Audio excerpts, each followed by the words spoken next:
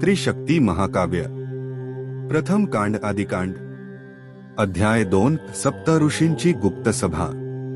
कालचक्राची भविष्यवाणी झाल्यानंतर विश्व पुन्हा शांत झाले, परंतु ती शांतता समुद्राच्या तळाशी दडलेल्या प्रचंड लाटेसारखी होती। त्या रात्री पृथ्वीवरील कोणत्याही मनुष्याला दिसणाऱ्या दिव्य प्रदेशात मेरू पर्वताच्या सूक्ष्म लोकात एक अद्वितीय सभा भरली। तेथे विराजमान होते सप्त ऋषी। ऋषी मरीची, अत्री, अंगिरस, पुलस्त्य, पुलह, क्रतु आणि वसिष्ठ यांच्या तेजाने संपूर्ण परिसर प्रकाशित झाला होता। सभेच्या मध्यभागी एक दिव्य अग्निकुंड प्रज्वलित होते। त्या अग्नीमध्ये ज्वाळा नव्हत्या, त्या काळाच्या स्मृती होत्या। सर्वप्रथम महर्षी वसिष्ठ बोलले, ऋषीजन हो, आप अनेक युगे पाहिली।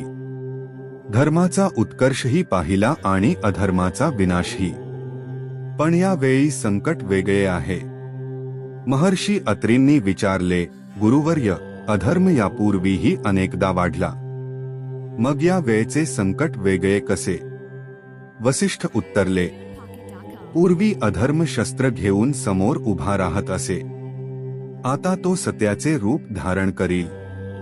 तो मनांमध्ये प्रवेश करील, लोभाला प्रगती म्हणवेल, अहंकाराला स्वातंत्र्य म्हणवेल आणि अस्त्याला बुद्धिमत्ता म्हणवेल। सभेत क्षणभर गहन शांतता पसरली। तेवढ्यात अग्निकुंडातील प्रकाश वाढू लागला। त्या प्रकाशात पृथ्वीची असंख्य दृश्ये उमटू लागली, युद्धे, अन्याय, स्वार्थ, भ्रष्टाचार, दुःखी माणसे, पण त्याचबरोबर भक्ती, सेवा, त्याग आणि आशेचे दीपही।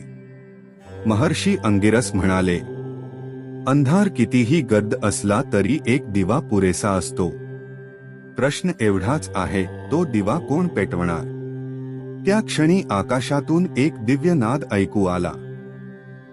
तो कोणत्याही एका देवतेचा आवाज नव्हता, तो विश्वाच्या सनातन नियमांचा नाद होता। जेव्हा धर्म क्षीण होईल, तेव्हा 3 दिव्य प्रवाह एका संकल्पात एकवटतील। सप्त ऋषींनी एकमेकांकडे पाहिले।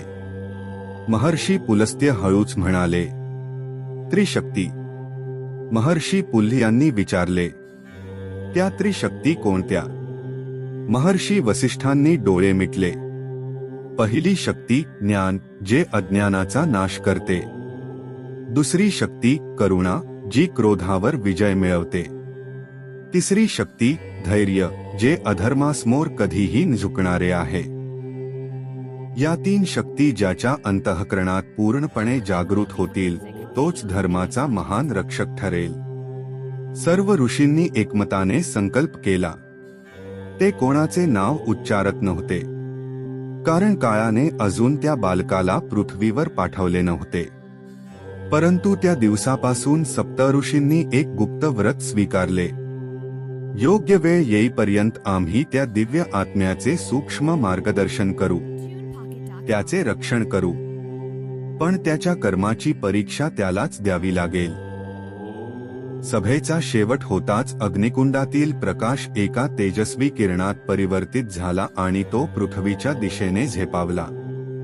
तो किरण कुठे गेला, कोणालाच माहीत नव्हते।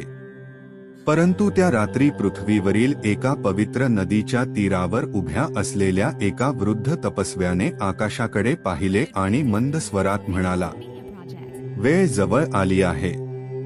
त्याच्या शब्दांसह दूर क्षितिजावर काळे ढग दाटू लागले आणि त्या ढगांच्या आडून एक अज्ञात सावली प्रथमच हलताना दिसली।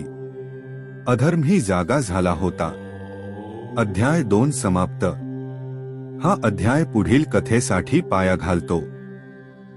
पुढील अध्याय 3 अधर्माची पहिली सावली मध्ये आपण प्रथमच मुख्य विरोधी शक्तीची ओळख करून देऊ।